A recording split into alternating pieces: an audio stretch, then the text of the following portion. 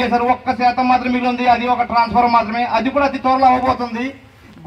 గొంతులో నీటి సమస్యని తీర్చిన వ్యక్తి ఎవరైనా ఉన్నారు అంటే అది వరప్రసాద్ గారు ఒక్కరు మాత్రమే. అది గుర్తించాలి. ఎందుకంటే గ్రామాల్లో ఉన్న వ్యక్తి ఆయన. మేము ఒక్కసారి సార్ మాకు ఈ సమస్య ఉందని చెప్తే రెండోసారి మేము ఆయన ముఖం మీద కనిపించేటప్పటికి మేము ఆ సమస్య గురించి ఆయనకి గుర్తు చేయాల్సిన ఆయన చెప్తారు. మీకు నేను మాట్లాడాను, ఆ ట్యాంక్ గురించి మాట్లాడి మీకు వస్తుంది, కంగారు పడకండి అని. ఈరోజు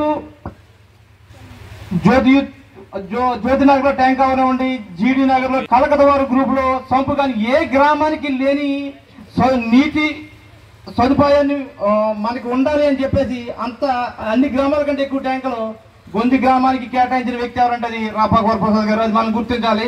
ఈ ట్యాంక్ రావడానికి ముఖ్య కారణం ఆయన.